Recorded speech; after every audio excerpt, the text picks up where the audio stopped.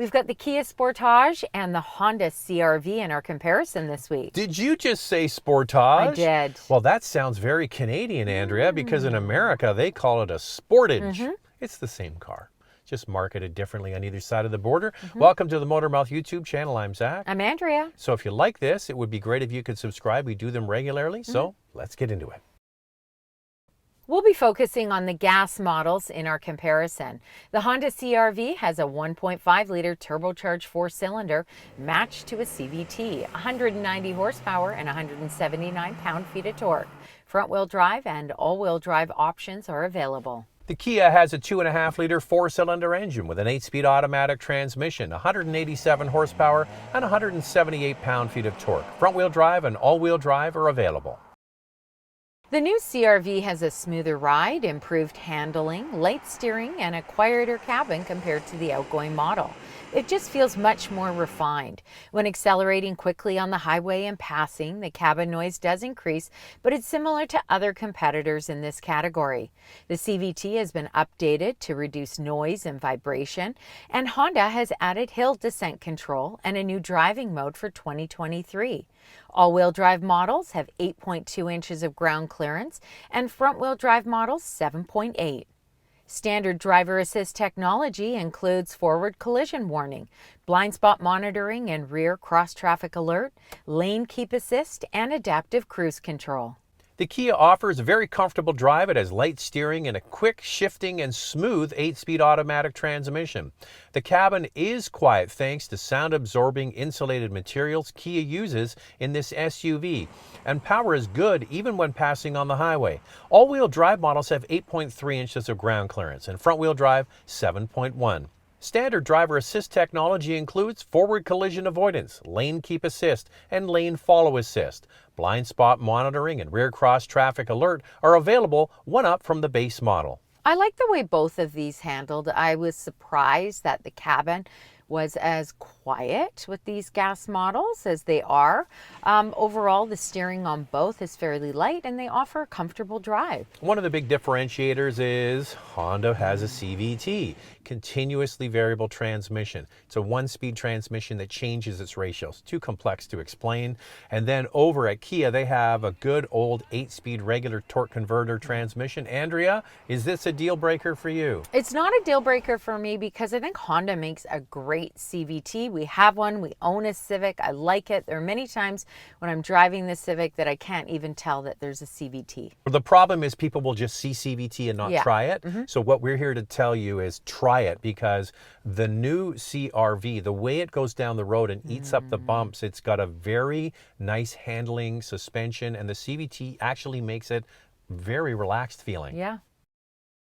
The CR-V is 2.7 inches longer and 0.4 inches wider from the outgoing model. It has a bold and boxy new design with a broader stance, longer hood, a matte black or gloss black grille, and body-colored door handles.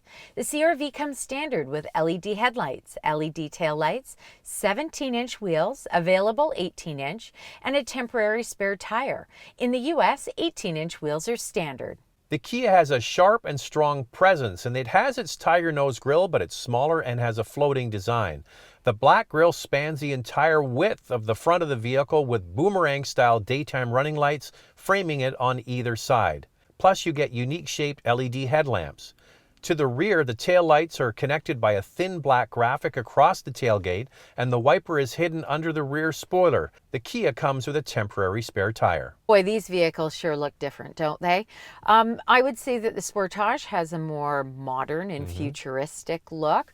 And I think that the Honda CR-V really has a bit of a Mazda vibe. We talk about it having more of a European look to it. Some people find that the way that Honda has moved in the direction for exterior styling is a bit uninspiring. I really like it. Well, it's going to be interesting to see how these age, right? That's one of the things about car design is you can have the Kia that's all new and different looking with all the sharper look and the different looking front grille. But in 5 years' time, is it going to look like the people will say, oh, that was so 2022?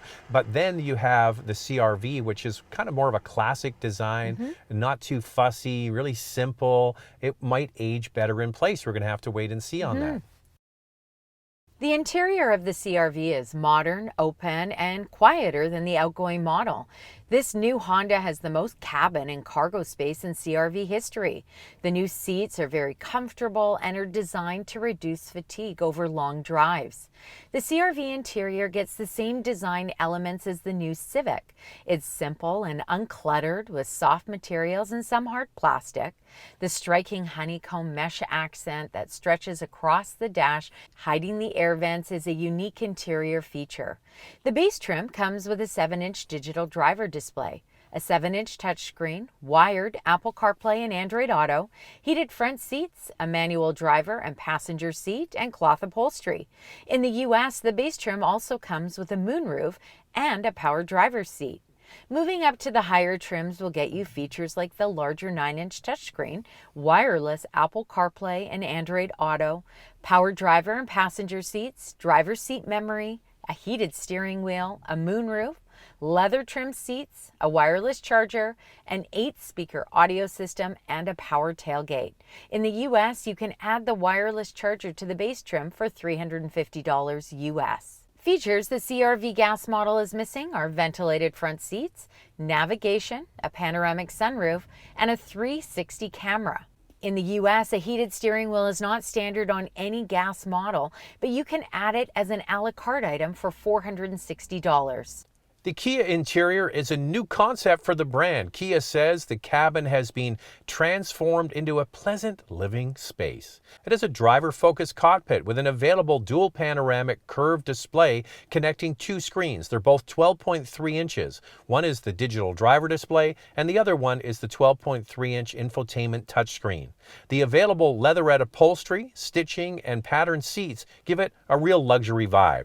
Now, the base model comes with an 8-inch touchscreen and a 4.2-inch information display. You get wireless Apple CarPlay and Android Auto. If you go to the larger dual panoramic screens, you lose the wireless feature. You have to plug your phone in. You get cloth heated front seats, a manual driver and passenger seat, a sound-reducing windshield. Other available features include a heated steering wheel, Harman Kardon sound system, panoramic sunroof, driver's seat memory, a power driver and passenger seat, wireless charger, hands-free power tailgate, ventilated front seats, and heated rear seats. Okay, so what interior do you prefer? Sportage, Sportage, or CR-V? Well, they're both new and fun, but they're quite different. I would say for just ease of use and functionality, it's CR-V. But if you want something a little bit more futuristic and feeling kind of luxurious almost, it would be the Kia. Well, I prefer the modern look of the Kia for sure. I just like the screens, larger displays. It just looks really sophisticated and refined. I'm not crazy anymore. Look, it wouldn't be a deal breaker for me, but I really don't love the screen sitting on top of the dash. I like it more integrated. I'm okay with that. Here's the one thing. Honda has a very simple and really nicely finished HVAC control system, right? Yeah. And at Kia, they have this dual function panel. So there's a button you push and it toggles between the HVAC controls, the heating and air conditioning, and then the infotainment screens. So this is something where you have to actually do that. Yeah. Where at Honda, like I said, for functionality, Honda wins. You just look down and you change it. I think the Honda is more functional looking. Yeah, lots of knobs and buttons for sure. Everything is at your fingertips. It's a very well designed center console for sure. I like the Honda. I like the Civic interior, so I'm happy to see Honda carry that through to other new models that they're bringing out now for sure. Yeah, it's basically what floats your boat. Yeah. If you like that sort of more classic, traditional dash, the Honda's going to be for you. If you like the new cutting edge kind of look, it's the Kia. It's going to be the Kia. There is one thing, doesn't bother me, but Andrea might like it because she got it in her car, is a panoramic roof is not available at all in the CR-V, and they do have it in the Kia. Is that a deal breaker for you, Andrea? I wouldn't say it's a deal breaker. At least I get a moonroof. But I think for the price point that Honda is charging, which is more than this Kia, I think that it needs a panoramic sunroof. I'm a little surprised considering Honda has come out with a brand new vehicle that they didn't offer it even as an a la carte item. And space-wise, well, let's get into it because they're both big vehicles for this class. The Honda and Kia are very close in size, offering similar front and second row legroom and cargo space behind the second row. Overall cargo space goes to the CR-V. It offers 76.5 cubic feet or almost 2,200 liters. The Kia, 74.1 cubic feet or almost 2,100 liters. Let's get into the stats of the CR-V. We'll do Canada's pricing first, followed by the US. The base front-wheel drive model starts at just under $35,000, and the most expensive EXL is just over $43,000 Canadian. In the United States, the base front-wheel drive is $31,000, and the most expensive model, the EXL all-wheel drive, is $35,000. The fuel economy is 9.1 liters per 100 kilometers in the city, 7.6 on the highway. That's 27 miles per gallon city, 32 miles per gallon highway. The CR-V can tow 1,500 pounds. The warranty is 3 years, 60,000 kilometers, or 36,000 miles. Here's the pricing for the Kia. In Canada, the front-wheel drive model starts at just over $28,500, and the top X-Line Limited is just over $41,000. In the US, the front-wheel drive model starts at just under $26,000, and the top X Pro Prestige all-wheel drive model is just under $37,000. Here's the fuel economy, 10.4 liters per 100 kilometers city, 8.5 on the highway. That's 23 miles per gallon city, 28 miles per gallon highway. The Kia can tow up to 2,500 pounds, and Kia offers a warranty of 5 years or 100,000 kilometers, 60,000 miles. So maybe you stopped and you paused the video on the pricing. The Kia is cheaper. Right? It is cheaper, and then when you look at the top trims, it definitely looks much more premium. And true to Kia's brand is they're packing their vehicles with value. Yeah, so not only do you get more, but you're going to pay less for the Kia versus the Honda. So you have to ask yourself, is the Honda worth the price point? We do believe that that top trim at just over $43,000, although it is missing some features, is the trim to get. Because if you look back in Canada, there's only 3 trims, and that sport model is only a small difference in price to the top trim, and you get so much more on that top trim. Yeah, Honda in Canada with their pricing is wackadoodle, especially on the base model.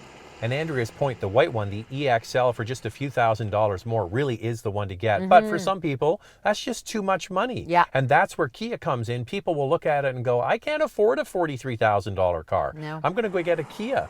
And there's more trims with Kia versus Honda as well. Honda has really gotten rid of that base, more of a stripped down version in Canada. So that option is just not available. And we see that on many of their models now. Well, they do strip down the one base model they do sell with only a 7-inch touchscreen. I mean, it just looks so dated in comparison to, what Kia's doing with their fancier looking interiors. And then we haven't brought up the whole thing about which brand do you trust with your money and which brand do you trust with reliability. I think more people, just because of the history, are going to say it's Honda over Kia, but is it really worth all that extra money? That's the question. Yeah, you got to think about that. Whatever you want, what meets your needs, what meets your family's needs. The good news is that they're both great choices. They're both large vehicles for this segment. So if you have a growing family, you'll be able to grow into this vehicle, both vehicles. All right, I think we're all done. If you want to, follow along, how do you do that? Yeah, follow along on Instagram at Motormouth_Andrea. Put a sneak peek every week of what's coming up on the channel, from the cars that we're reviewing that week to when all the videos drop. And what else do they have to do? You got to subscribe, hit that notification bell. You'll be notified when all of our reviews come out. And when we see them next. I'll see you next week. I just asked the questions.